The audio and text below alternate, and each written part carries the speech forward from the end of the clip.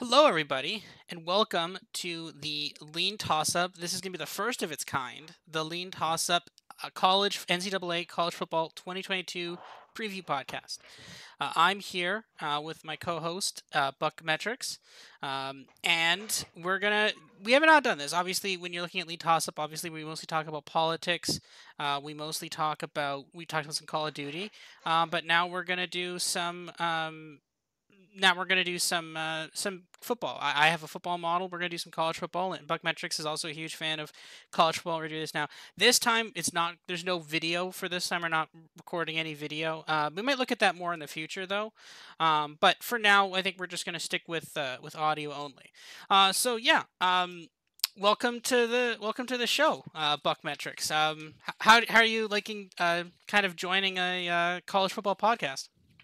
I'm enjoying it a lot, and how soon you forget, I actually, we did the bowls last year, Yes. remember? I Oh, had a we really did. nice Was that? nice run. Yes, Yeah, that's right. It was. That's right. We did that. Yeah, that's right. We did that yeah. on the lean toss up side. Yeah, yeah. That was a good podcast. I like that.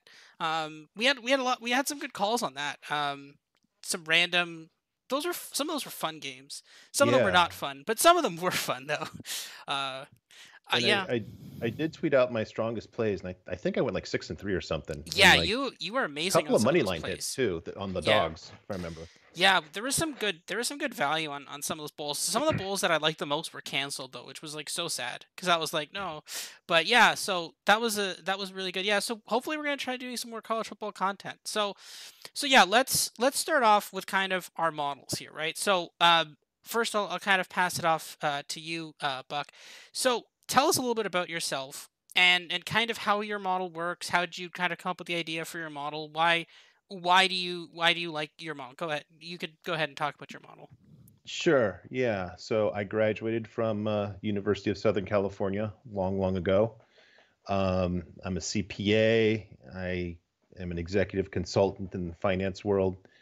I do some options trading. Um, I'm a horse racing fan, basically, from the point of the college football season where all the models converge and there's a little bit less value there until basically Phil Steele comes out. So I like numbers and puzzles, and basically, I'm an amateur applied actuary. Um, as for my model, I think it's interesting just to use an example of how I think your model and my model would differ. And I used a really silly example of you and I are kind to a drunk old guy at a bar, and he bequeaths us his fish farm.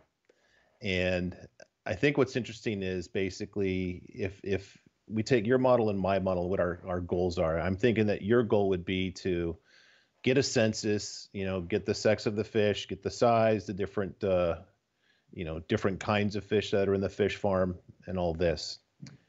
And I think my models would be mostly focused on, okay, I'm interested in what are the fish that have the biggest yield of of meat. Then what's the ratio of that to the least amount of effort to basically get the fish, and how do I get them to the market and take advantage of the fish, and really identify the outliers?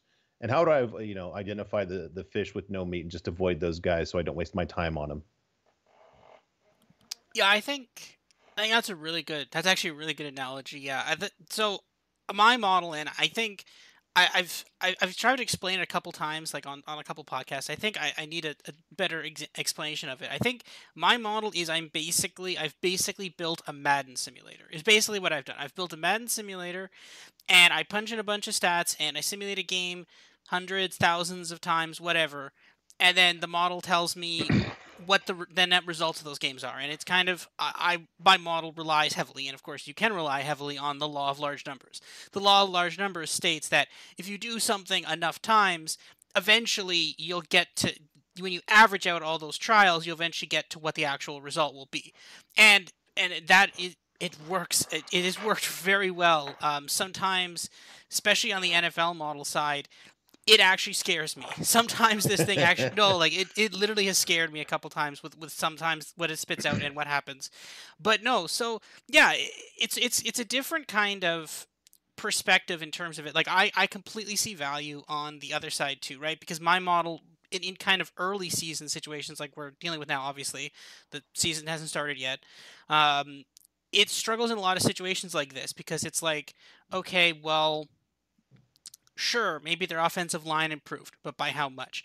Oh, okay, this quarterback's going to do better. Mine they'll do better, but how much? My model relies a lot more on very specific stats, like how often he's going to throw a short pass or a long pass or a deep pass, right? My model needs those things to survive. Other models don't. You can just say like, okay, you could say I think Caleb Williams is going to do 5% better this year than last year, and then you're good to go. I'm like, okay, what does 5% better mean? Does that mean he's gonna throw 5% more deep? Is he gonna increase his deep accuracy pass? Like that's my model relies a lot more on the set. So it's a lot harder for me to transition to a new year, but I think mid new year it really hits its stride. Mm-hmm. Um, but that's the thing. So, but the thing is again, so I've tried my best to update it for now. It's gonna be a continual battle. Kind of going forward with updating it. I think it's not set yet, but we definitely have some teams we can start talking about for sure. So obviously with college football, then the beautiful thing about college football is that when you're looking at other sports, right? We talk about the NFL. The big thing always is like when we're talking about the NFL, we're like, oh, let's talk about the Bills, let's talk about the Buccaneers, the Packers, or we're talking about these main teams because they're the main teams that are competing for the Super Bowl. In college football, yes, obviously there's the national championship race. You're talking about Alabama's, your Georgia, your Ohio State, but there's a bunch of other teams that are doing other cool things too, right? You could bet a random team to win, like the MAC or the like. They can. There's a bunch of these other conferences. There's amazing win totals. Some of these teams are going to be really big dogs. And talking about these other teams, you can find a lot of value in some of these other teams. So, what are some of these teams that you're looking at this year, Buck? Like, which teams are you looking at to see a big kind of step up, and maybe and conversely, also teams that you expect to kind of take a step back in terms of their performance from last year? Well, bigger picture. I'm thinking that some of the and boy, yeah, thank you for setting up that it is kind of off the beaten path. You know, this time I just wanted to focus on teams kind of in the north, I guess, if you will, of the college football world. So basically, east of the Mississippi and north of Mason-Dixon. Um, I'm thinking that basically, I'm looking for Penn State to really kind of, I guess not as much take a step back as really just kind of not meet the expectations that we're looking at. I think Louisville is probably going to take a step forward this year, surprising people. Um, I think Notre Dame's going to take a step back too, and that'll be a really interesting team to watch. And Western Kentucky in that region right now. There's a whole other discussion that I want to have later about the Big Ten West. I think that's probably the most interesting division in all of college football. It's it's very distinctive and it's kind of unique in basically they have a Big Ten West game when you see it. It's just I call it almost the most culturally rich division in college football just for the on-field product. Yeah, Big Ten West is pretty special. Usually, if you look in the crowd, everybody's wearing the same colors. That's how you could tell if it's a Big Ten West game. Um, but no, I mean, yeah, the Big Ten West is it's certainly it's an interesting division in terms of my style of football. Though I prefer higher scoring games, so maybe I'm not the biggest Big Ten West fan. But no, I mean, there's a lot. The Big Ten is obviously it's going to become one of the super conferences, so we need to care about the Big Ten now. But yeah, I mean, I completely agree with Penn State. My only disagreement there with you on Penn State is that they're going to somehow suddenly start not meeting expectations. I didn't think they were meeting expectations the last couple of years, but yeah, no, like I expect them to step back. Yeah, it's Sean Clifford. I can't Yep. get behind Sean Clifford. Like it's Yeah. not. And the thing of it is, I really don't like their coach. I do not trust. Like I've made a lot of money betting against this Penn State team. Yeah. Like I don't like them. I don't trust. Like, and this is the thing. You have this, and this was kind of I think in some ways the thing with like USC last year when you can Yep. identify a blue blood that you know people are betting on, and you're like, hey, this team is nowhere near as good as people think it is. Yep. There's a lot of you can make a lot of money betting against the teams like that on like spreads and just like you can hit a 500 money line dog like nothing, and that's Yeah. the thing. And it's yeah. The only thing I would correct there is I would extend that USC analogy back to 2009, not last season. Yeah, that's fair. Well, I mean, Florida last year too. There was Yeah. one game I think last year. It was when they were playing. I can't remember if it was like South Carolina or Missouri, and I think they were like favored by like 7. And I think this was the game. This was the game after when they fired Dan Mullen for Florida, and I'm like, they're gonna lose this game. I'm just not. I just didn't. I didn't like. I kind of like the Florida Gators. My high school our mascot was the Gator, so I'm like, okay, fine. So like I'm like they're gonna lose this game. I just don't have the heart to bet against them in this game. And then sure enough, they lost this game. So it's like I saw it coming a mile away. I'm like this. I know this is gonna happen. I'm not gonna partake in Yep. this. Oh, But yeah. No, and I went to USC, so I've been in that same spot probably about 40 times yeah, since 2009, where I couldn't pull the trigger, and I would just tell my friends, I can't do this, but I'm telling you, you there's go some bet easy it. money to be had here. Yeah, no, it's just sometimes you get that like, I don't want to be a part of this. You guys go have fun. I just don't want to be a part of it though. Yep. But no, and there's other teams like that. I think. But the interesting thing is now is teams kind of rising up on that level too. Um, like for example, obviously looking at Miami, the benefactor of taking Oregon's coach last year, and then obviously USC this year taking Oklahoma's coach and Oklahoma's quarterback and Pittsburgh's wide receiver. Um, so you're looking at some teams kind of taking a big step up, and the interesting kind of question is going to be about some of those teams that kind of benefited from the transfer portal and signed these better coaches are like will the yes obviously expectations are there for them to do well. I think actually I saw a line on my sport book I think yesterday they have USC to make the playoffs at plus 450. That's very high Yeah. expectations. But, like that's the Yeah. question is can they reach that, right? Are they actually going to be like is that a decent-ish price or not? Yeah. I question whether or not it's a decent-ish price. I think that's I want at least double digits on that one if I'm betting that for um for betting USC to make the playoffs. I want at least 10 to 1 on that, not 450. But this is the thing, right? You obviously have to say these teams have expectations. Are they going to meet that or not, right? Yeah. So what about some other teams that you're thinking of? So you're thinking Notre Dame. Um, what about Cincinnati? I mean, obviously last year they had like Desmond Ritter. They had Desmond Ritter as their quarterback. They made the playoffs for the first time. They made the playoffs for the first time as a non-Power Five team. Um, so what are your thoughts on them? Do you see them kind of replicating that again, or do you think that they're kind of do you think they're going to fall off a bit? I mean, week 1 they have Arkansas. They're 7 point dogs against Arkansas. What do you think about them? Do you see them taking a step back? They also lost Sauce Gardner. I think he was picked. Yeah, it was like either the 3rd or the 5th pick. I can't remember. What do you think about that? What's interesting about Cincinnati is I think I kind of see a zig and a zag here. If you look, initial casual fan will just say, "Oh, Cincinnati, they were great last year," and then a second level look will see, "My gosh, they lose a lot." My model, one of the preseason metrics I've got is basically I call it a prior year learning curve, just to say how many of the starts of any kind of unit were basically in the part of a player's career where they would be going up the learning curve. And I use that to project where you're going to have the biggest improvement. And conversely, you can see where a team's going to be kind of, run rate or just average. And then if you've got a low one, it's usually you've either got a very mature defense or you've got basically a bunch of new guys.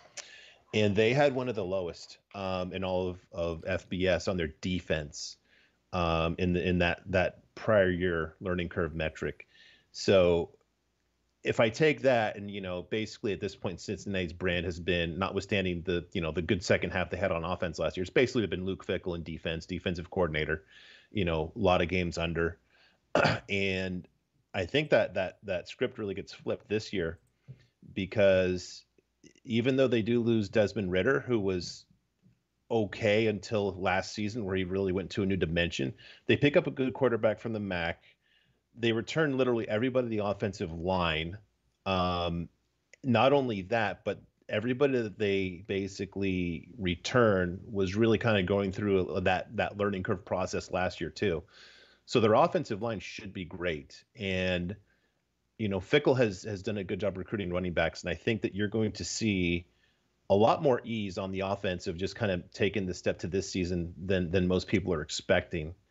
And conversely, I think you're gonna have a little bit of a divergence between the defense on the field, at least to start, and the brand that is Cincinnati. So I like to basically keep an eye on this team as a play for their over. And specifically, you mentioned week 1 in Arkansas. That's one because Arkansas's got a, depending on whether you're focused on them or not, they're either dynamic or secretly dynamic. And at week 3 versus Miami at Paul Brown is an interesting matchup. I really like Miami of Ohio this year, and we can get into them more specifically later. But those are 2 games that I'm really going to keep an eye on going over. Yeah, Arkansas is an interesting team because their quarterback is starting to get some attention for Heisman, potentially high draft pick. Like he's starting to get some attention there, and I kind of think it's warranted. This Arkansas team has actually been I mean, again, they're in the SEC West, so you have to grade that on a curve. 4 wins in the SEC West is actually a very good team. Yeah. So that's the thing, right? So no, I actually really do like that. Now let's also talk about Louisville here. I like my model actually running the model. It surprisingly really likes Louisville, or pretty it actually likes Louisville pretty much, quite a lot. So I mean, obviously here's the thing: they have a new, not a new quarterback. They have a quarterback now, and he's apparently a very strong running threat, and he's running good, strong running threat and passing threat. I assume he's going to start getting some. He's going to get some basically comparisons to Lamar Jackson any day now. What are your thoughts on this team and kind of this quarterback? Are you pretty high on this team? Or are you kind of low on them? Yeah, just for some context on this team, their coach Scott Satterfield, he actually did a pretty amazing job at Appalachian State. He transitioned them from FCS to FBS in the Sun Belt, and in 5 seasons in the Sun Belt Conference, he won the conference championship his last 3 years there, which is really unbelievable. Just making that move and having that amount of success. Now that's a successful program, but that's something that you're probably not going to see again. I don't think that we'll see James Madison replicate that in the Sun Belt as they move up. So I was very excited to see him go to Louisville. I thought that was a great hire. Cunningham, the quarterback that you mentioned, I've got one of the preseason metrics I have is just it's QB plus, and QB plus is not adjusted for strength of opponent, but basically if your QB plus is 100, you're basically just doing an average job of an average quarterback. So over the 3 seasons that Satterfield has been there, Malik Cunningham has been the starting quarterback, and in those 3 seasons, his QB plus was 200, which is like, one of the top dozen of the past 12 years since I've been tracking this. He dipped to 115, and then he went up to 135, and that 200 basically kind of shook loose some memories about what an awesome job Satterfield did with the offense in that first year. The second year you had a couple of weird things. You had COVID, which kind of, makes that season a do-over for kind of everybody. And I think before that season, there had been some talks about, him basically not being so happy at Louisville. And I think, just kind of the locker room got a little weird. So I don't think they were really, all on the same page. And Cunningham recovered last year to 135, which is really, really good. So he's there. They actually sneakily, based on my metrics, they had the top-rated offense in the ACC last year, which is pretty surprising, and actually 5th nationally. Part of that is because I think it's overlooked is because they're Louisville. Part of it is because their defense is so bad that they basically we're going to lose at least 5 games no matter what. But they were a potent team, and basically they looked a lot in 2021 like they looked like in 2019, but just a lot more below the level because there were other storylines going on with Satterfield's kind of distractions and the defense really stinking. One other thing that we can talk about is I do this secondary wins calculation. I got this from Bill Connolly. This concept where he basically says if you put all the factors into what you would expect to happen during a game, what is the chance that each team would actually win this game, knowing now just the metrics? And I did that for the whole season last year, and basically compared it to the actuals, and they had 1.7 games of bad luck last season, which is one standard deviation above the mean, and that tends to really, really, really reverse itself in kind of a dramatic fashion the following year. So I think there were 7-5 last year. So I think they'll improve off that. Vegas has them at their season total at 6 wins, which I like. I'm going to Vegas too. I'm definitely going to take the over 6, and I'm actually going to take them, take a stab on them as ACC champs at plus 2,500. I think there's actually a puncher's chance there. When we get to more south of the Mason-Dixon line, we'll talk about Clemson, and I think that they're vulnerable. And if Clemson's vulnerable in that conference in its current state, and if you know anything about the history of North Carolina State and basically how they tend to really step in it in the big spot, this conference could be wide open, and it really could be there for Louisville. Yeah, that's a really important point. One kind of I'll point this out because this kind of makes an important point here. Their win total is 6 wins. They're 25 to win the ACC. Seems a little off. That seems a little low to win the ACC. I kind of the 25 to 1 to win the ACC feels right. The over 6 wins seems low. And see, this is the thing, right? And you have to. I talk about this a lot on the Call of Duty podcast, and it's mostly a lesson I learned from football betting, and it obviously applies to football betting. When you see teams that are not the big name teams, you get like insane value on some of these things. Like if we think this team is a good team, 6 wins is a massive steal.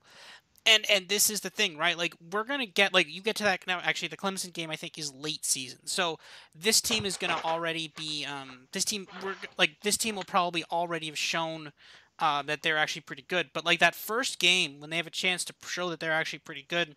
Let me see. I just have the schedule here. So like they have UCF. They could be UCF. They're like Florida State. I mean, actually, that's not fair because people like betting against Florida State. But like they could be Florida State could be a touchdown favorite against them, right? Like you could be getting 7 points against Florida State. South Florida, yeah, okay. Boston College, Virginia, Pittsburgh, like they're definitely going to be underdogs against Pittsburgh and obviously against Clemson, right? So I'm like, and Wake Forest too. Like we're already identifying spots where they're going to be massive underdogs, at least by a touchdown, maybe a couple touchdowns, and you can definitely take advantage of those spots, and you can get a lot of value in a lot of those places. Yeah. One thing on that. I honestly think that by the time we get to Pittsburgh and Wake Forest, they might be favored in both of those if their offense is dynamic, because I think it'll be interesting to see. That game against UCF is Wake Forest, yes. Pittsburgh, no. I'll say we don't know. Obviously, lines change, but I bet you that they'll be favored of Wake Forest, not over Pitt, though. And I cannot be objective about this because I've seen Keaton Slovis just kind of fade from. I guess he did the opposite of the character arc in Can't Buy Me Love, where he went from cool guy to nerd. And it's hard for me to see going from the situation at USC that he had, weapons around him to, less talent. And that offensive coordinator he's got there is just, boy, you look at his resume, it's just a big whatever burger. There's really not a lot to sink your teeth into in terms of what his new OC is doing. If you kind of follow Pitt football Twitter, their big thing is like, yeah, well, we've got this this receiver he's from somewhere in the MAC, and I know a lot of the MAC players, and this guy didn't really stand out as like the best in the MAC, so I'm wondering this guy's going to tear up the ACC. So I think Slovis might be in a little bit of a tough spot there. Yeah, Pittsburgh is an interesting team. It was like I know Kenny Pickett was able to do a lot in that, and obviously Jordan Addison, I think. Addison, yeah. Addison, yeah. They made a really good duo, and the thing of it is though, like, but and this is where, again, obviously this isn't the most indicative thing, but look at that bowl game, right? It was a game between Pittsburgh without their quarterback and Michigan State without their running back because they both opted out for the NFL draft. Mm-hmm. Pittsburgh lost, I believe, pretty badly. Well, it was close for a bit, but then Pittsburgh kind of pulled away. Michigan State pulled away, and again, if you like, obviously it's a bowl game. How many people basically didn't give up when Kenny Pickett gave up basically and didn't play that game? But you like, there's very good questions about the depth of this team, right? And this team had never really done. And how many times do we see this, right? When there's a team that's like, oh, all of a sudden they're really good one year, and then the next Yeah. year they immediately suck because their quarterback got taken in the NFL draft, right? We've seen that so many times with different teams, and that could definitely be what I'm penciling that in for Pittsburgh. Some people Yep. are saying that Pittsburgh's still there. I'm questioning it though. I Yeah. Let me just, this might be a good time to go in that luck metrics that I had mentioned earlier, just to kind of illustrate.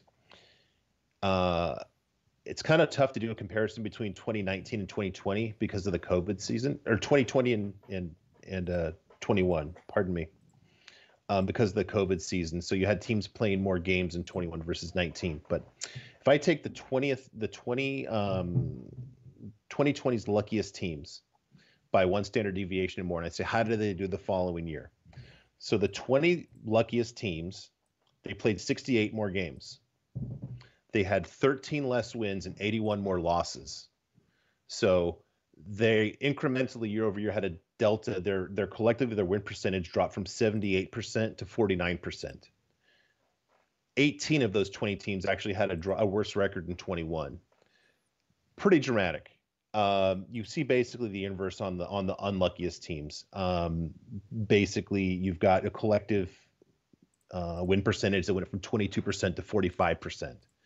So this luck really turns from year to year. And I just bring that up because Pitt actually was, statistically they had a significant good luck of 1.7 games. Anything over 1.5 or over 1.4 is significant. So you've got that.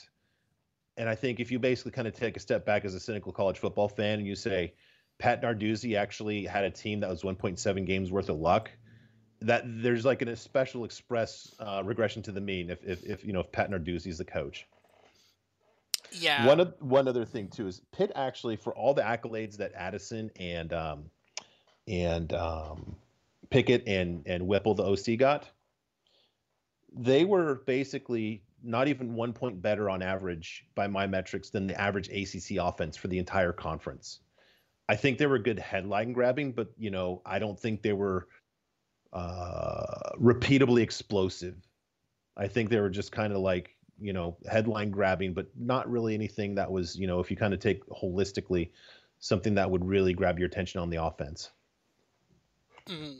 Yeah, I think that Pitt team, like I remember betting against that Pitt team, and they burned me a couple times. One specifically seared into my mind was North Carolina versus Pitt, and I remember the line was 6.5, and I was tied. It was going to overtime or something, and then something fluky happened, and then they got the ball back, and then they got a touchdown, and I was just like, come on, like this, like it was whatever. But the thing is, that was the experience just betting North Carolina in general. That wasn't even just betting against Pittsburgh. That was betting on North Carolina, because the exact thing I just described happened like at least 6 times. So that no, like I swear, like they did that so often. Like it was like, oh cool, like yes, they've got it now. Like they somehow lose it. Like you would not be surprised then that North Carolina was actually in the statistically significantly unlucky group. I felt that a lot, yeah. Yes. But yeah, that's the thing. So I don't know. I'm definitely not. North Carolina is a team that I do not think is going to rebound, though. That's when I think they're going to still stay there. But all right, so let's look at the MAC, the everybody's favorite conference, because they get to bet on midweek football. So obviously the MAC is just chaos. It's purest chaos, and that's what we love about the MAC, is that there's no Alabama of the MAC. It's just the MAC. So what are some of the teams you're looking at here? So I think in terms of luck and unluck, I think you're talking here about Northern Illinois. Yeah, yeah. So what are your kind of thoughts on Northern Illinois here? Yeah, Northern Illinois is really crazy because in 2020, they were literally the second unluckiest team in all of college football. And not only they didn't regress to the mean, they just like whipsawed past the mean, and they were by far the luckiest team in 2021. And if you didn't even see the team, if you just kind of did box score watching, you saw that they were just the absolute master of the 1 point victories somehow, and really just games that they had no business winning. So they were 3.7 games lucky versus what their expected win should have been for last season. That's going to regress to the mean, and I think it's a nice story because they were so bad before Hammock took over, and in Hammock's first season, and a lot of that was that bad luck that they had. It's really an interesting story too because in his first season, um, they had something like 55 freshmen on the roster. I don't even know how that happens, but it was just a really weird roster in that first year. And you saw, I think some of that reversion was just that team growing up, but you know that luck's not repeatable. The other thing that's crazy is, they were the MAC champ last year, and by my metrics, they were actually the worst team in their division, which is Yeah, crazy. I remember that. My model really loved. I think they were playing Kent State in the MAC championship, and I'm like, oh, this is a slam dunk. They're Oh gonna yeah, crush them. And it was like I yep, think the spread was like 3.5, and for half the game they were beating them by more than 3.5, and then suddenly they weren't, and I was like, what is happening?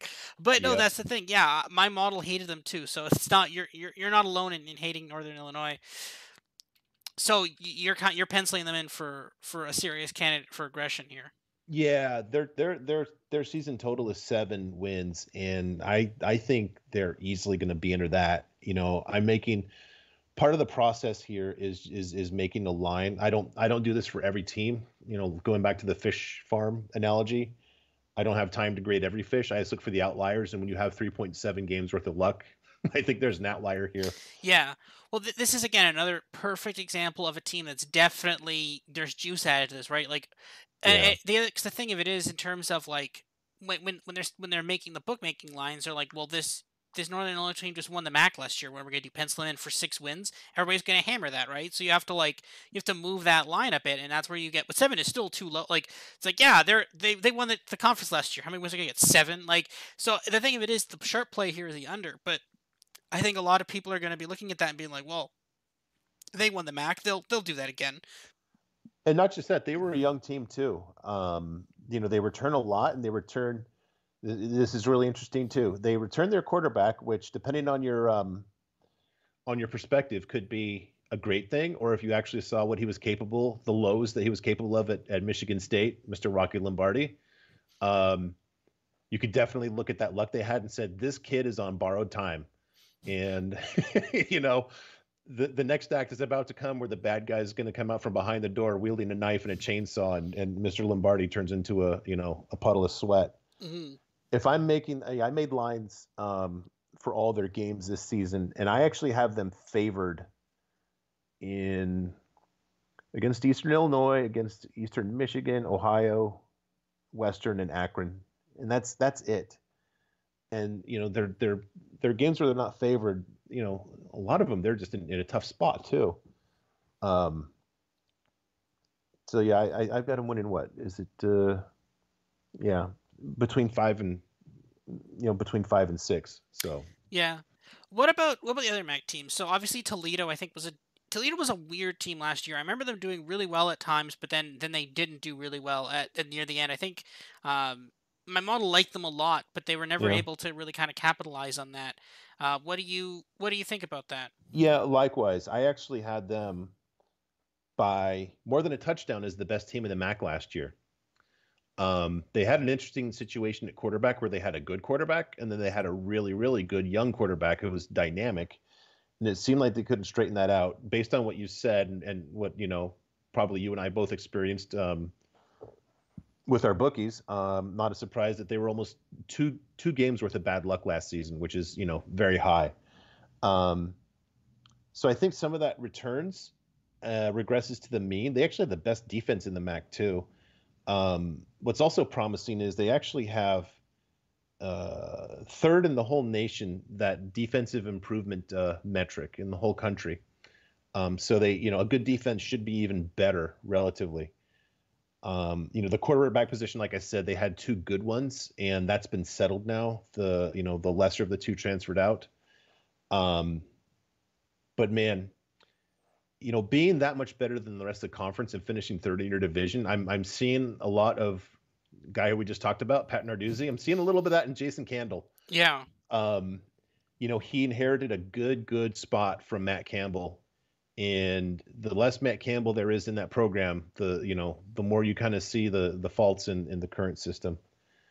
I can't see him going over or under. That defense is going to keep him in a lot of games. But what's going to be fascinating is that their game 4 is at San Diego State, and you're going to have a couple of pretty good defenses going at it. And one thing I've kind of learned, and we can get this more when we get into the season and we have our in-season models more fully developed, is I really like when you've got a good defense on the road.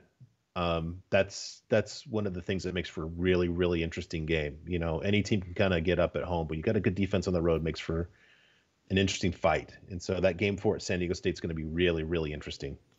Mm-hmm. Yeah. If we take the Pat Narduzzi parallel all the way through, this is, it would be just like Jason Candle to win that game and then lose to Akron. Yeah, exactly. Right. That's the thing. I remember there was a game last year with Akron when they were I think it was 35-point underdogs. And my model had the game is like a field goal difference or something. And I bet Akron spreaded money line, and then the game I think they lost Akron only lost the game by 7, and it was close late. So what Akron could beat teams, that's the thing. But no, watch for teams do that all the time, right? And this is the thing, and there's other teams. There's a very specific team that I think we'll mention maybe in a different podcast, that we'll see them beat a good team and then immediately get crushed by a bad team, maybe Kansas, and and no, I mean we're talking about Texas here, but no, this is the thing. It'd be classic Texas to cause they play Alabama week 2. It's the same thing, right? Say they beat Alabama, and then I think next week I don't even know who they play the week after, but they'll just lose to that team randomly.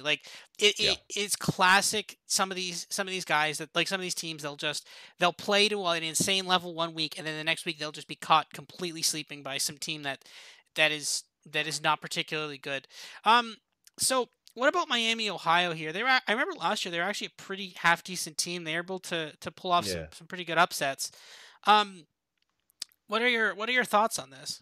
They've got the top quarterback by the QB plus rating coming back at 136, which is really, really good. Their offensive line improvement metric is the top in the MAC. It's almost about as high as you can get. So that's, their defense is really I see them their offense is just going to start hot right out of the gate. Not only that, they have they had a game and a half of bad luck last season, so they're going to have just an improvement in their overall win loss just due to that. They get a pretty generous MAC schedules that they get Kent State early, which helps because Kent State's replacing an all-time quarterback for them. In the other division, they miss Central Michigan and Toledo, which are two of the better teams. So the schedule's nice. So I like them to actually win the championship in the MAC this year. I can't take them for the over 7 wins because they've got a couple of real tough games.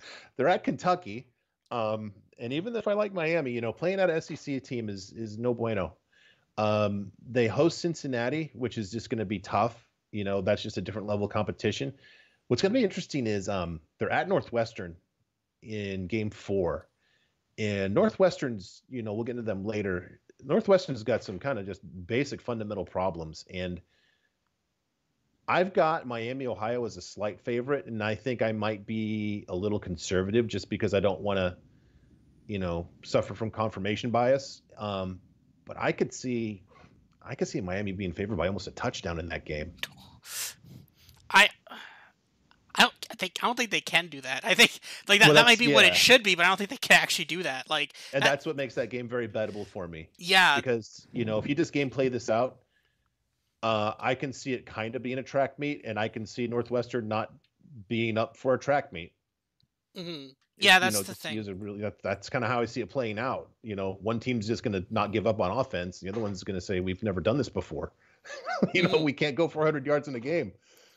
Yeah, Northwestern is it's an interesting team. I think we'll talk about them more later, but yeah, they're interesting. But yeah, no, I mean, but again, the important thing about the MAC too is that like because it's the MAC, like you don't have to win, like you don't have to beat Northwestern to win the MAC, right? That's the thing. Like you can lose Northwestern, you can still be MAC champions very Yep. easily. Not a problem at all.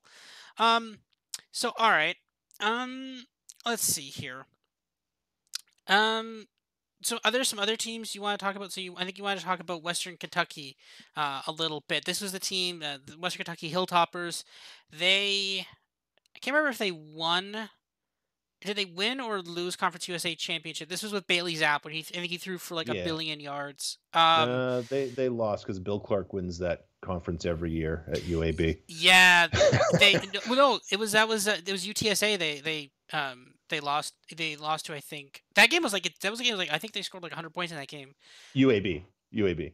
I thought maybe it was no, I thought Yeah. it was UTSA. Anyways, Uh, um, yeah. but anyways, so it was so what are your thoughts on this team? Right, so obviously they have Bailey Zapp. Bailey Zapp is now a New England Patriot somehow, but um, what do you think about them this year? Yeah. It's going to be, I've just got them as like a really interesting watch. You've got, you know, the secret sauce to their offense last year. Zach Kitley, he's now the offensive coordinator at Texas Tech. Maurice Crum was their defensive coordinator. He did a sneakily really good job, and now he's at Ole Miss. He replaced DJ Durkin at Ole Miss. So those two things made me think they're going to take a huge step back. And as you mentioned, Zapp is out of the team as well. So those speak big steps back. But here's what's really interesting: they actually had, and this is kind of hard to imagine, they had over 2 games worth of bad luck last year. Hmm. So I've got really, some strong cross currents going in both directions there. Um, so I want to actually see that September 3rd game at Hawaii. It's interesting because they have a new OC and a new DC, and Hawaii's got a new head coach and new staff. They actually made a really interesting hire in Hawaii. They hired Montana State's offensive coordinator, which is kind of unusually clever. Usually these cheap programs just, promote a running backs coach or that's it. But this is an interesting hire. So I'm thinking that Western Kentucky, they should handle Hawaii because if you know all the chaos that was around Hawaii last year, they should be just in a turn down to the studs mode. And, Helton has been, in kind of a getting the program on track mode. And this would be kind of a proof of concept for reload rather than rebuild in Western Kentucky. So I want to see them handle it, easily in really an odd venue. If you've ever seen your team play in Hawaii, it's very different from just the late night, hey, it's late and I'm having a good time and having a few drinks and I'm gambling. When your team's there, it's just a very different thing and it get kind of annoying. And I don't think it's a fun road trip as much as you think. So that's going to be a really, really interesting game for me to watch. Now that's assuming it's on TV, which is often not the case for these games in Hawaii, but that's one to keep my eye on for them. Yeah, those Hawaii games are hard to watch. Last year there was like a game on, and it was a late game, and I wanted to watch it for some reason. I think I was up doing work, and like I had to download some random app. It was on some app, some like local Hawaii app, and like Yeah. I couldn't even watch. I had to like stream it from my phone to my computer to watch it. Like it was an insane process to watch this game, but I was somehow able to legally watch. Like I probably wasn't legally allowed to watch it somehow, but from Canada. But no, yeah, it's extremely hard to watch some of those games. Yeah, actually, so I just looked it up. It was UTSA. It was the December 3rd. UTSA won 49-41. The Conference USA Championship. But then Okay. Western Kentucky destroyed App State 59-38 in the Boca Raton Bowl. But yeah, Bailey Zapp threw for 577 yards in that game, and they somehow lost. So yeah, that's hard to replace.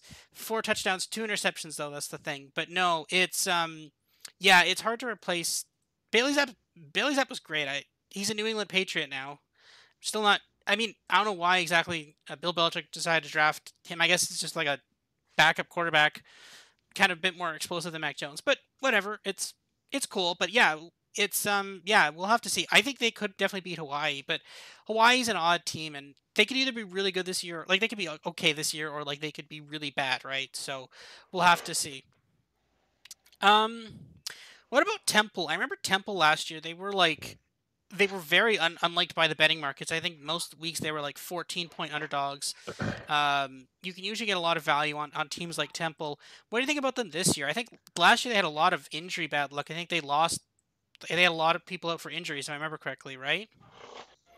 Yeah, I think so. I mean, I've got my eye on them, just because as I was grinding through the metrics for them, it just painted a really, really grim picture. You know, they've got they're in a year zero situation where basically they're starting over. You know, they lose a lot on basically both sides of the ball, and they return a quarterback whose QB plus was 69, which basically stinks. And at if you're that low, you know, the die is kind of cast that you're not good. Um, so you throw into this complete rebuild, a first year, you know, first time head coach, and if you look at basically where he's coming, and you look basically at the last few coaches that Temple had, you have Al Golden, Steve Adazio, Matt Rule, Jeff Collins. You know, they're all guys that just, you know, we're going to bring our lunch bucket, blue collar, going to outwork you, hit you hard, hold on to the ball. You know, and then Rod Carey came in and just turned that into we're going to bore you to death with boring football. And now you've got this guy, Stan Drayton, who was the running backs coach at Texas. And that just, you know, that doesn't really line up with what they've had there before. And I kind of wonder if this is going to be a really long and you know, improbable rebuild that this guy's doing. So I've got my actually, because I'm really this kind of college football fan. Game 4, they're at UMass. And if you follow Sicko's committee on Twitter, this is probably going to be their game of the week. Yes. Um, you would think that they should handle this. You know, this shouldn't be a game. And if Temple is having a game with UMass halfway into the third quarter, take note. Even if they pull it out at the end, this is kind of like your red flag, just saying, "Yep, go against them until you see any kind of proof of concept at all." Yeah, I think so. There's a lot of teams when you can where you can kind of do that with. Um, Sicko's committee, obviously a great follow on Twitter. I think this year we have I think one of their favorite games of the year. Well, it's basically any Nebraska game, but also any the UConn UMass. That was the Ah, Super Bowl. yep. I was very proud of I think my model had UConn in there, and they did win that. So I was very proud my model called that one right. But we'll see that again this year. So like I don't think I got to see it for some reason. I can't remember why, but um, I wanted to watch that game. So I think it's on a Friday night this year. So we'll hopefully be able to see that game. Did you Um, like break a traffic law and that was your punishment? no, I don't remember. Yeah, I don't remember why I couldn't see it, but no, it was I think it was lost in the shuffle or something of it was on a weird time. I can't remember, but yeah, no, it yeah, I'm definitely want to watch that game this year. But yeah, sometimes watching two horrible teams is really fun. Like it takes a special kind of people to want to watch UConn and UMass or on a Thursday night football game between like the Falcons and the Panthers. It's like there's a special people. Those are sick people. But all right, so um, what else? So you had talked, I think, kind of last before we get into the Big Ten West. Notre Dame. Obviously, we our friend Dylan. He runs the Notre Dame, the Four Horsemen Notre Dame podcast. Yes. Obviously, and yeah, we're not like people who hate Notre Dame. Actually, you probably don't like Notre Dame because you're a USC fan, but I'm more like indifferent to Notre Dame. I'm sometimes they're cool, sometimes I'm go for them, sometimes not. What do you think about them this year? Obviously, I think it's no week one. Well, week one ish, not week zero. They do weird things in college football, but week one they play Ohio State. They're 14 and a Mm-hmm. half point dogs. Yeah. Like obviously, I mean, I want to talk about that game a little bit, but what do you think about them for this year? Like You they know, were surprisingly good last year. Like what do you think about them for this year? yeah. So going back to the luck metrics, Notre Dame is the only team that was actually they had significantly good luck in 2020 and in 2021. So number one, you're just waiting for them to regress to the mean. Number two, the reason that I think they had that luck in consecutive years is now coaching in Baton Rouge. So I think you've got just this huge, I hate to say downgrade, but it's going to be a downgrade. Maybe Marcus Freeman turns out to be a great coach, but it's first time. He's got a young staff. What I like to see with a first time head coach is you get somebody that has experience as head coach that didn't work out. And I actually went back and forth with Dylan on this while Freeman was putting his staff together. And then he said, "Hey, we got Al Golden." And I said, "Yeah, that almost doesn't count because he was really bad." And he's just kind of doesn't come across as smart. So, okay. So I'm not that sold on the staff. And, if I look at basically how many games Brian Kelly just won by force of nature, and I kind of line that up with what we saw in the bowl game, where there's no way Brian Kelly loses that bowl game to Oklahoma State, where they have this huge lead and a great defense, and they let Spencer Sanders, say that again, Spencer Sanders, make this huge comeback against him. It's just nuts. More specifically to the metrics, their defense was 12th nationally by my metrics, and then they have the second highest improvement metric on defense too. So defense should be just lights out. And I think honestly, I would have pegged that line versus Ohio State higher, but for the fact that Notre Dame, it just speaks to how good Notre Dame's defense is. Vegas has a total of 8.5, and that's pretty much in line with what I've got. I went back and forth, and I can't. I wanted to go low, not that I'm super invested in them being horrible. USC actually needs Notre Dame to be good, perversely. It's really hard to see them going. They're right at that 8-9 level. So I see that that's kind of where we're at. It's just going to be really interesting to see Freeman in this first year. He's going to recruit well, but boy, there's just a lot of winning culture that went out the door and I know that they didn't love Brian Kelly, but I think they might miss him a little more as they lose some games that they wouldn't have lost before. That you raise a really interesting point, and that game, that bowl game against Oklahoma State, does keep coming up to me a lot too. I keep thinking about that a lot. So the thing of it is, I keep thinking about it kind of two ways. On one hand, it is concerning, right? Because they had a massive I watched that game. They were completely dominant in that first part, just completely blowing the doors off of Oklahoma State. But then they took their foot off the gas. They let Oklahoma State come back into the game, and that's concerning. Like, if you're going to be a top tier team and you're going to be a dominant team, you can't do that, right? And Oklahoma State is far from a dominant offense. The only reason they win games is because of their defense. That's the whole point. Like, they're the team that's the best defense in the Big 12, which is extremely hard to do. But that's how bad their offense is, that you talk about their defense. So to have them come back against you, that's not great. But the thing of it is, at the same time though, it was so fluky. Like, how many times can you come back from a 21-point deficit? It was some ridiculous 3-4 scored. How often can that happen? And to be fair, it was his first game as a coach, right? It was Freeman's first game as a head coach. So I kind of, on one hand, it's a concern for me, but on the other hand, I'm like, look, it was a learning experience. It's his first game as a head coach. They showed a lot of promise in that game. And that's why I'm on one hand, right, when you see Ohio State minus 14.5 against pretty much any team, you're you want to pound that line. But that game against Oklahoma State, it gives me pause. I'm like, you know what? Maybe not, right? Again, if Oklahoma State doesn't have this amazing comeback, maybe they do something, right? This is the thing. So no, I'm not completely convinced one way or the other on Notre Dame yet this year. I think they could be good. They might. I think they're having it's basically the first starting year for the one starting quarterback. So it's possible that they could have some growing pains with a new starting quarterback. Mm-hmm. But we'll have to see. I'm not completely sold either way on Notre Dame yet for this year.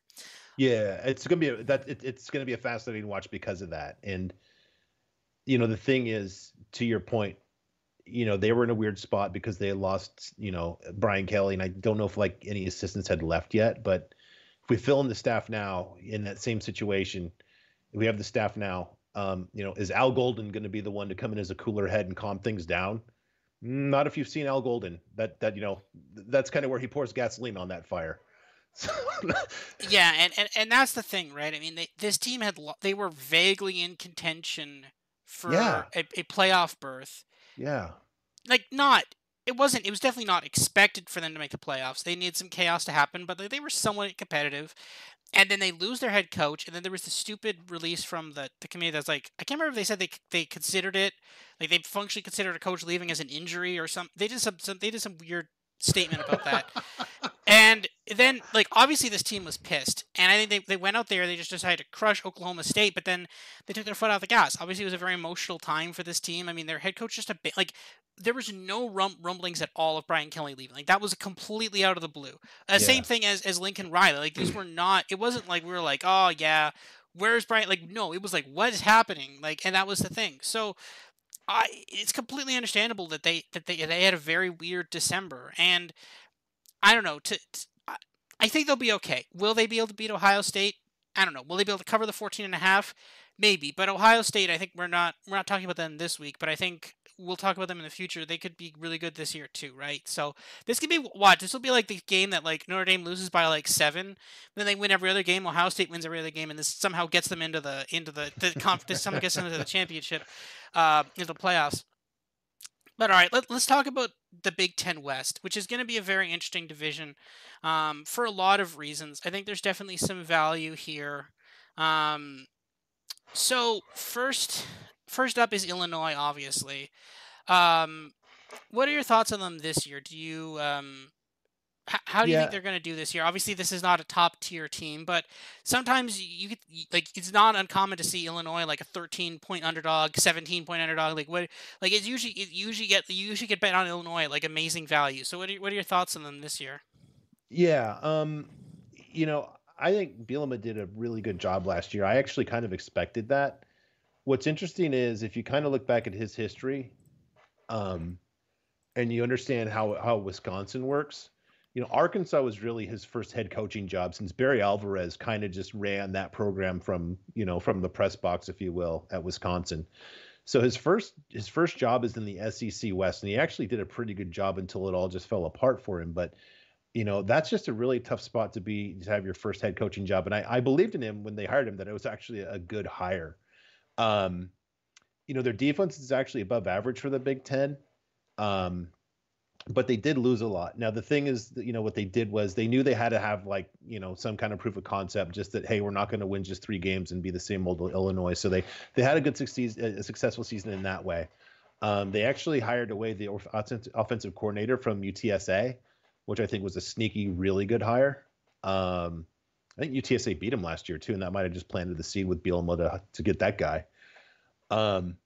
What's rough is, I kind of laughed when I saw this name. Their quarterback is Tommy DeVito, who, was last seen, lighting fires in Syracuse and burning down any chance of success that they had of winning football games there.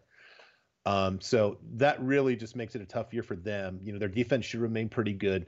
Not going to be a great year, but I think it's an interesting team, at least in historical context, since they've just been so boring and bad for so long that there's some kind of hope and some kind of identity now. Yeah, it's a team that definitely can start improving. Next up is Northwestern. In many ways, very similar to everything we said about Illinois. We could say some things about Northwestern in terms of how bad their year was last year. Uh, do you see them making a bit of a comeback this year or not? Yeah, no. They lost a really good defensive coordinator in Mike Hankwitz, and the bad news is the defense is not the same without him. The worst news is the offense is still the same with their new offensive coordinator, Steve Bajakian, who's been there for a few years, and it's still just as inept as ever. I look back and grabbed all the QB pluses that I could grab for qualifying passers, if you will, for Northwestern quarterbacks, and 100 is average. And if you're below 80, pretty much is set in stone that you're not going to be good. So historically, their QB pluses are 86, 47, 84, 71, 67, and 60. That's just abysmal. I mean, that just speaks to just, huge issues programmatically. So I don't see any reason to believe in them at all this season. Their season total is 4. I'm definitely playing them under. I've got them favored only versus Duke and Southern Illinois, and that Northwestern Duke is going to be kind of one of those games where just who knows what that number can be, because it's bad against blank slate / bad. I have no idea what to expect. That's one of those games where I'm always fascinated what the line comes out as. Yeah, Northwestern obviously plays Nebraska week 1 in Dublin, Ireland for some reason. The line is 12.5. It seems too big, but at the same time as Northwestern, right? That's the thing, right? You're like, yeah, it's a tough call, right? Like, you want to fade Nebraska, but do you want to fade them with Northwestern? Like, yeah. That's the thing. It's like, if it was any other team. There's better spots than that, I think. There's probably better spots. But, yeah, I guess you just pass on that game. Just watch that game, and, yeah.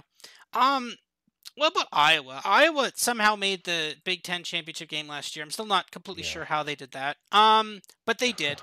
And then they just got destroyed. And then for some reason they down 10. They decided to start playing a backup in the 4th. I don't know what that was about at all. They escaped. I remember their game last week. Obviously rivalry weekend there on the Thanksgiving weekend. They somehow beat Nebraska. I don't know. Still don't know how they they so many things. I was like, how did they even do this? What are your thoughts on this team? Do you see them? Do you see them improving? Do you see them where were they in terms of luck last year? How do you see this team next year? Yeah, to answer your question about how they did it, they had good luck at 2.6 games, which is very, very high. Their defense was so good, really good, 5th nationally by my metrics. And what's really scary is they have the top defensive improvement metric in the entire country. So a good defense is going to be even better. They probably don't get all those ridiculous turnovers that they cause. They'll still probably cause a good number. On the other side of the football, you've got a horrible offensive coordinator who is only there because his dad is the head coach. They were 14th worst nationally, in all of FBS, and just their company is just horrible. I think they were actually worse than New Mexico State last year. That bad. Spencer Petras is back again. Unfortunately, his QB pluses in the past 2 seasons are 72 and 67, which is just abysmal. And for some reason, he's back for more. I mean, if there's one term to, capture this team, I think it's going to be distinctively boring. They are the Big Ten West at its worst, and its most colorful, I guess I would say too. Yeah, obviously Iowa's very, when you see a game and played in Iowa, everybody's obviously wearing yellow, and it's when you look at a lot of these Big Ten West teams like Iowa, Nebraska, Wisconsin, these are basically teams where there's a massive tradition of college football, and it's there is so many just diehard fans in these areas, and they love the game, and they love their team no matter how they're doing in a given year, and it's really cool to see that, and Iowa's definitely an example of that. And again, it's kind of crazy that you're going to turn out tens of thousands of people to watch a distinctively boring team, which is it. They are distinctively boring, but somehow they get the job done. All right, the sickos team of the year, Nebraska here. So I still don't know exactly how Scott Frost has a job. I understand why he does. I don't think he should, but I understand, because the thing of it is they're saying well, you never he was obviously a former Nebraska football player. He was a great football player for Nebraska decades ago. They want to win with him, right? So they don't want to get rid of him. They think if there's a chance that they can win with him, then they obviously want to keep him around. But at a certain point, though, Like the problem is that Nebraska really risks getting lost in the NIL era if they continue on this downward slope. But Mm-hmm. and the thing of it is, last year though, like literally minutes ago in this podcast, I just described a time when Nebraska had a massive lead against an Iowa team, and somehow they lost that game. And that was not the only time. I think um, they were like a score or so away from beating Oklahoma. I think they were very competitive against Ohio State. Like this team is so weird. I worry about now. Maybe that was Adriano Martinez. He was the quarterback last year. He's gone now. He's with Kansas State, which actually that's a pretty cool fit. Now they've got Hudson Card, who was Texas's quarterback or half of Texas's Oh, quarterback last year. sorry, it's actually Casey Thompson. Oh, Casey Thompson. Sorry. Yep. I honestly I flip them sometimes too. That's fine. Yeah, I do too. Yep. But no, yeah.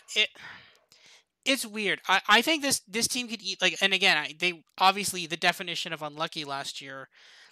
But so like I kind of view this as like bimodal. Either Nebraska's going to finally figure out how to do this, and they're going to be like okay, or they are going to give up and then they lose to Northwestern week 1, and Scott Frost is gone by week 3. And I don't know which way that's going to go. I worry it's the former. See, this is why like I keep eyeing that Northwestern line, and I'm like, it's 12.5 points. That's a lot of points, right? Like, part of me says, like, they lose to North. Like, I like the way I like. We have to think about like how the narratives of all this stuff work. Usually, like I find it beneficial to look at that. Part of me says that like they're gonna play Nebraska. They're gonna like they'll like they're gonna play Northwestern. They'll lose Northwestern, and then he's gone in like a couple weeks later. That's definitely one way this season could go. But then there's other ways where this team kind of rises up to occasion and start showing what they can actually do.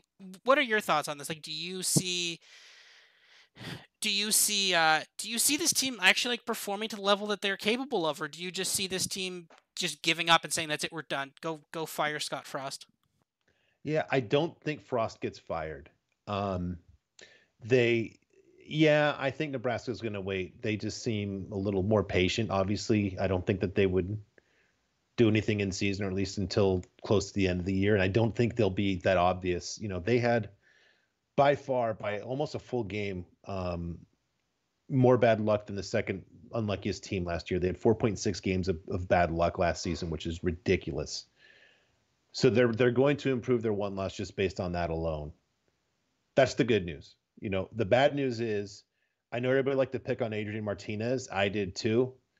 But he actually, as a guy who's just running around, who had clearly never been coached and throwing off his back foot and improvising, he still had a QB plus of 140, which is exceptional. And now he goes to an okay Casey Thompson. The best thing there might be that Casey Thompson actually got coached by a real quarterback coach in Texas before he moved up here. But that's still a pretty big downgrade.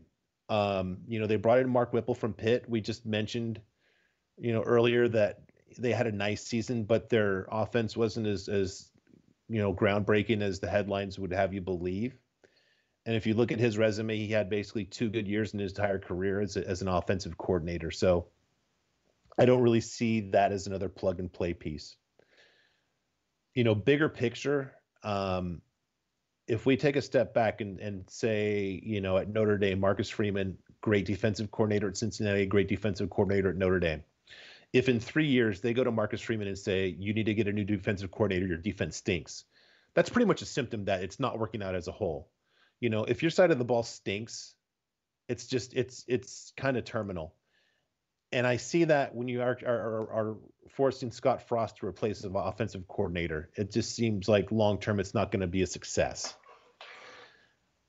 Here's what's crazy. If you just I looked at Scott Frost's record at UCF because I was trying to figure out, why is this just going so poorly? And so I thought, well, what did he do in close games? And he was 1-2 in games decided by less than 7 points. And it's not the 1-2 record that concerns me. It's the fact that there's only 3 games. You know, if you look at the Big Ten West, the Big Ten West is basically Iowa, you know, in terms of style and substance. And Stephen Godfrey, my favorite college football influence, at 38 Godfrey on Twitter, he had a great quote about Iowa. He said, The thing about Iowa is that even if you beat Iowa, they're going to make you look and feel like Iowa in the process. And you have that dynamic basically, more than half the times, week in and week out in your conference. And you've got this guy, he only had 3 close games to prepare him for this. I think he's actually landed in the worst possible spot. I think, weirdly, he might have been more successful in the SEC or the Pac-12, where there's just more dynamism. You never hear somebody say, wow, great late game mastery there by Scott Frost to really pull that out. You and I both saw that Iowa game. We're just wondering, how did that happen? How did that happen? You know, we're just every time at the end of the Nebraska game, you're sitting there with your hands in your head saying, I don't know what just happened, but they lost again. So they're going to improve. I think that everybody recognizes how unlucky they were, and I think there's too much steam on them. They're going to improve, but I don't see it as much as some people anticipate. The other thing is I kind of look at the smart college football marketplace Twitter, and when you've seen any kind of things about who's going to improve the most, there's other teams that I've seen mentioned. I don't see anybody saying Nebraska. I think they're kind of like the square improvement. I think those in the know probably think, yeah, they'll probably win 6-7 games. But you see people saying, oh, they're so unlucky, they're going 8 or 9. I just don't see that. It's too much. The Vegas total is 5 in conference wins, which feels about right. With just the new OC, the new quarterback, it's hard to really project them. But long term, it's not going to work out. I think they're not going to be as good as they think. But that makes me think 5 wins feels about right. Yeah, I feel like 5 wins seems right. So miss a bowl game, but yeah, and that's the thing, right? You make a really good point about the OC, right? If your thing is offense and you're replacing an offensive coordinator, like what is that? One, it means you hired a bad offensive coordinator, which one that looks badly on you, but then also you would just do that job. If you're the offensive mind, why are you hired? Shouldn't that person be deferring to you in a lot of these things? Aren't you basically saying, yeah, I screwed up? And this is the thing, right? It's not great, and I kind of somebody thinks that Thompson is a bit of a downgrade from Adriano Martinez. He did things like Adriano Martinez are actually kind of fun last year. So I don't know. It's a tough call. It's going to Maybe be a fun team to watch, though, just because you've got, the unknown, now the pressure. It's, until they fire him, it's going to be just a fascinating watch. So then, all right. So you don't think they fire him in mid-season? What, they fire him at the end of the season? I think, well, that total of 5 actually is for conference games. I think he gets them 6-6 just because Nebraska's kind of in that unlucky spot. And he maybe gets him to a really crummy bowl, and it's not enough to clearly make a case against him to fire him, and it's not enough to say, yeah, this is our guy, and they're just kind of stuck again. I think the Clay Helton virus traveled up there to Lincoln. Yes, the continued mediocrity. Yeah, that's a classic too. I think that was Tom Herman in Texas too. Remember he got to a bowl game and watch, they'll go to a bowl game and they'll destroy some other team, and then they'll be like, see, we could do this. This is what you're waiting for. They're like, yes, we're gonna destroy Memphis or something, and that's the thing. So that screams how this season ends for them. So we'll see. I don't know. It's a team. I don't know. Just watch out for this team because they'll randomly if you're betting against this team, avoid chalking this team. If they're a 21 point dog, don't lay that. But then also don't bet that either because they could just get blown up by 40, right? So yeah, just be careful with them. Yeah. There's 2 good teams in the Big Ten West that I want to talk about, but there's one team that I think we're both kind of eyeing here, Wisconsin here. Graham Mertz. So here's the thing. Wisconsin is a team that has perennially underperformed for years now. Basically since for a while they've really underperformed. I mean, not since Russell Wilson. They've definitely performed since they've had Russell Wilson, but it's since actually, you know what? Since Graham Mertz has been the quarterback, they've been underperforming. Very fair. Yeah. He's not like people were like, "Oh, this guy's amazing," and generally when people say, "Oh, this guy is amazing," just immediately watch that person not be amazing. Um, so he is not good. But my theory about Graham Mertz, and I believe this is probably his last year of college eligibility, or well, maybe not. COVID might have screwed that up. He might be able to go for another like 5 years or some weird thing. But like, I suspect that like my fundamental belief of Grant Mertz is that like he will somehow find his way into the NFL and then just wreck another NFL franchise. No, God, no. No, I mean here's the thing. Like, it's like the same tools that made people fall in love with him at the high school level. If he's able to show those again and be okay for 1 year, tell me that the Jets don't draft him like second over. Like that's what they did with Zach Wilson. This is or tell me that Pete Carroll doesn't like if it doesn't draft him next year. To it's like, oh, last time we got a guy from Wisconsin, it worked out pretty well. It sounds insane, but just watch. This guy will somehow find his way onto an NFL roster, and I bet you any money he will. But that, unfortunately, is not a bet you can actually make. At least not on an onshore sportsbook. But no, I love fading Wisconsin, but I was surprised by my model actually not hating them. Surprised, like my model didn't hate them, and I'm like, "What are you doing, model? Why would you betray me like this?" But no, no, it doesn't hate them. It doesn't love them either, but it doesn't hate them either. I mean, this could be a decent year for Wisconsin. If Grant Mertz does okay, then I think the rest of the team, because again, Wisconsin is definitely an Iowa-esque team, except they just have a better quarterback. But this is the thing, right? Like, on one level, I kind of think that Wisconsin could actually do something well, could do well. But then that being said, you could also just get the perennially underperforming Wisconsin this year. What are your thoughts on this? Do you see this team? Do you see this team as an over? Their over is under 9 wins. What do you see them over or under? Yeah, definitely under the 9 total. This is one of I think the easier bets I'm going to make this year, this August. It's crazy, and I love the guy, Phil Steele. God bless him. He's picked them to win the West, and I'll just throw out a couple of data points here, and then bring them together. So Graham Mertz is QB plus, and he's only started 2 years, and technically he's a soft year because he gets the COVID year back. So we might have a lot more Graham Mertz in our college football future. But in his 2 years starting, his QB plus is a 68 and a 71. And you repeat that 2 years under 80, and it's just bad. And what's even worse is he's done it with a good running game to support him too. It's not like he's Adrian Martinez as the only guy out there. I mean, he's got a running game to take the pressure off of him. What really concerns me is you've got I actually had Wisconsin, and probably you might have this differently. I doubt many people did. I actually had their defense rated number 1 nationally. And I think that obviously, clearly Georgia's defense was better, but I think Georgia had like 3rd and 4th team guys out there by the time the third quarter ended.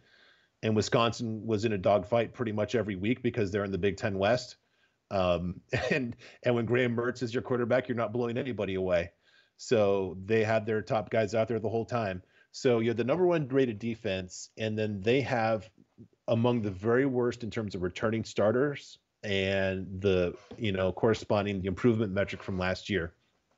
And when I've gone back and done a study, if your defense is rated a 7.0 or higher, and you have that kind of drop off, like more than 1 standard deviation in terms of your improvement metric, the defense takes a huge step back.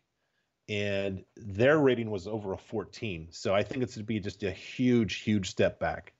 So I tied these together, and I kind of, I brought up earlier, I'm a horse racing fan. And if you're a horse racing guy and you've got an even money favorite or a 4-5 favorite, your first instinct is, how do I make a case against this team? So I was trying to make a case against Georgia.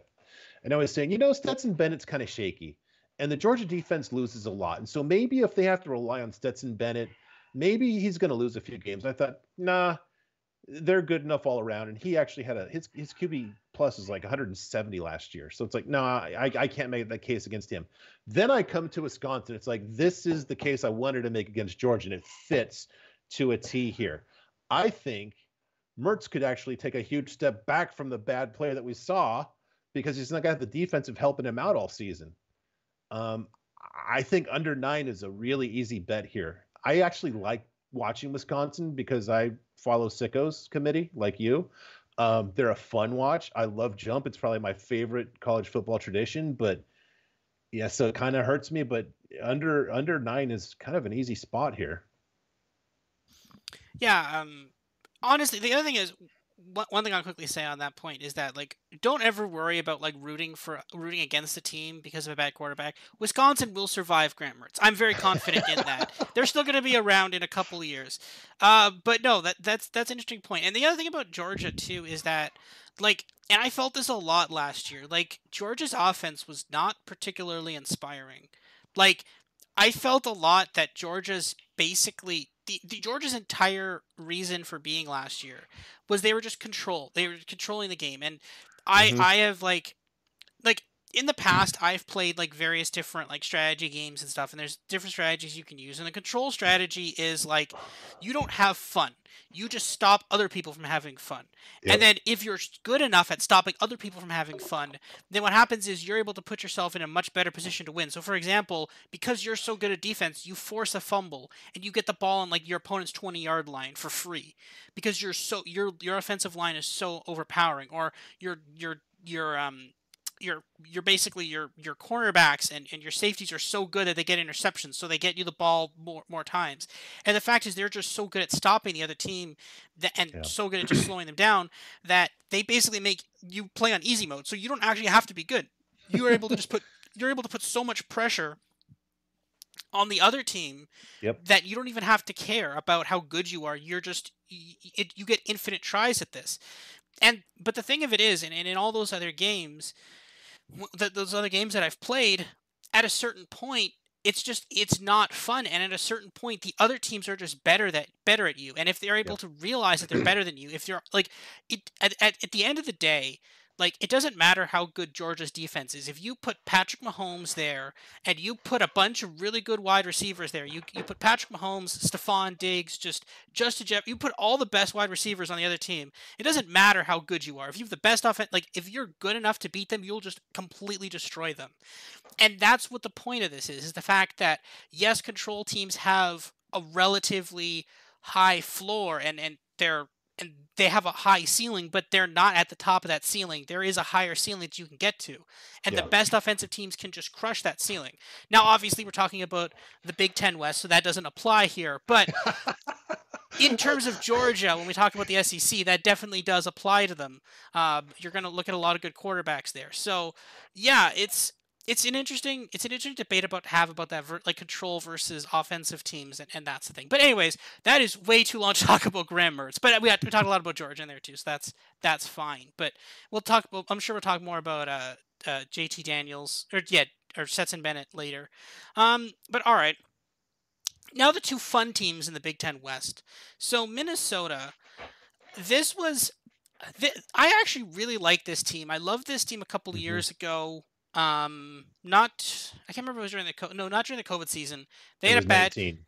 19. That team was fun. I remember them beating a lot of teams, and I remember betting on them against. I usually betted them against Wisconsin, and they usually beat Wisconsin, so that's pretty good.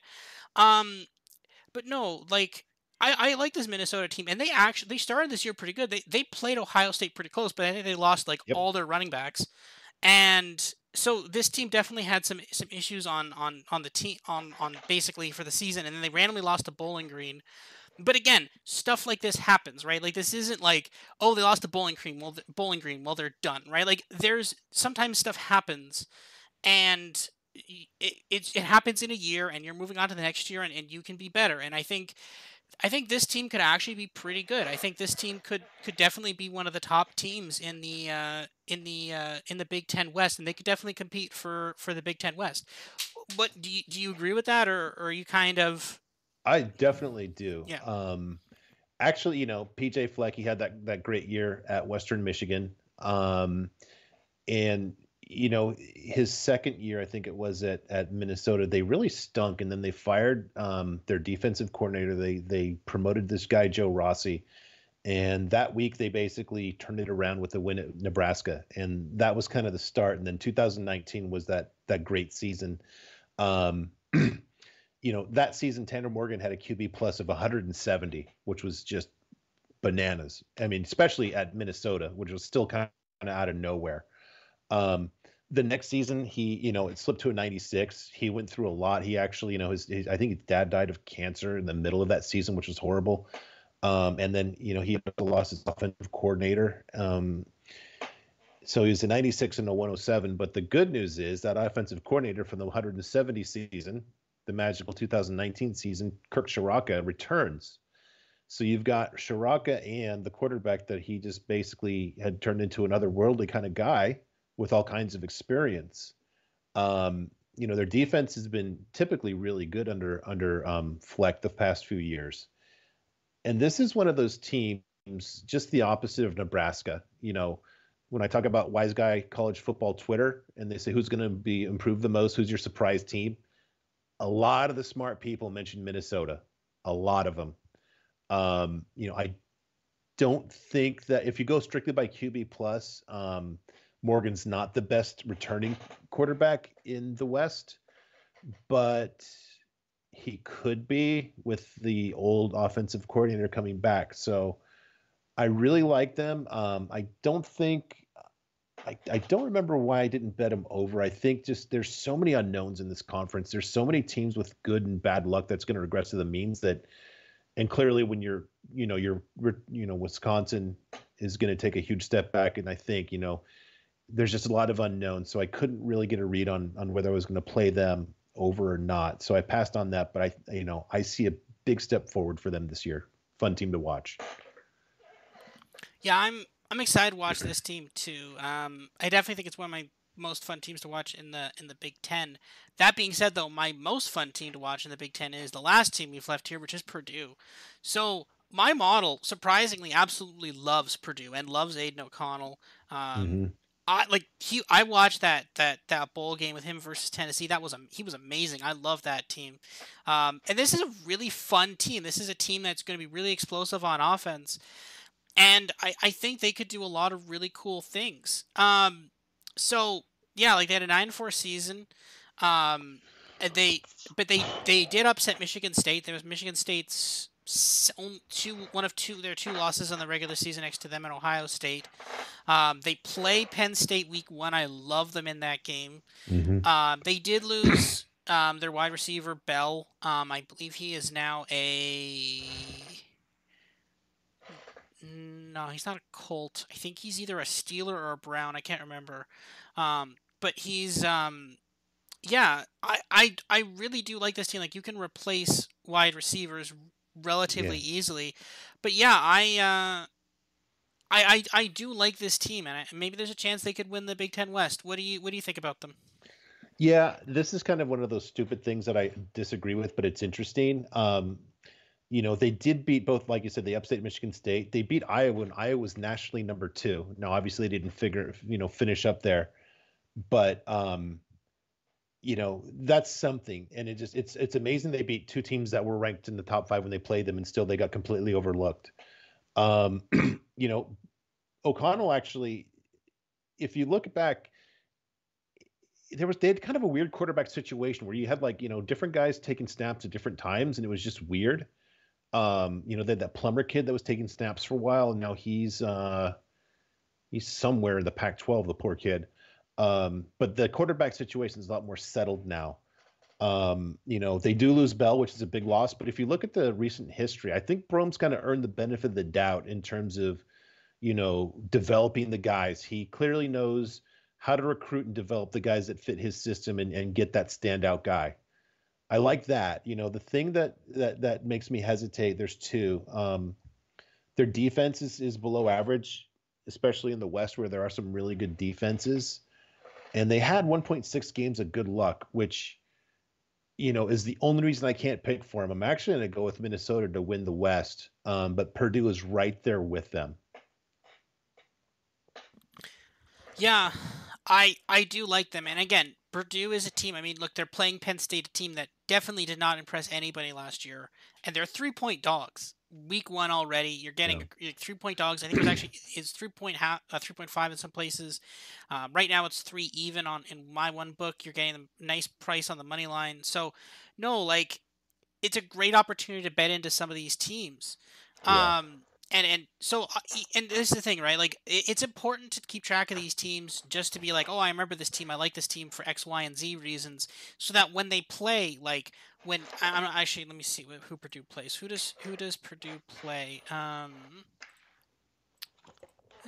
Let's just take a look here at the schedule. So like when Purdue plays a team like when they play Wisconsin, and Wisconsin is favored by a touchdown, you could be like, yeah, let's go Purdue, right? Actually, their schedule's really easy. They completely avoid Ohio State, both Michigans.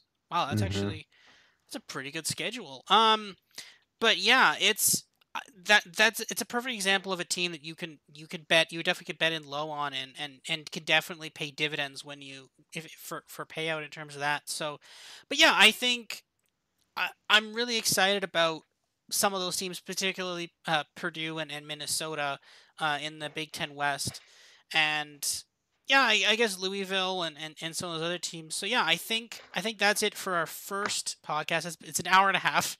That's it for our first NFL college football podcast. We're probably gonna do a couple more of these before the season kicks off. And yeah, we're obviously gonna we'll pop in here then talking about our model, and we'll see kind of the frequency of how we're gonna do this. So thank you everybody for tuning into this. We'll probably have this up we'll probably have this up in a couple days. And yeah, thank you for tuning in, and hope to see you guys again. Thank you for coming on, Buck. Absolutely. I enjoyed it. Thank you.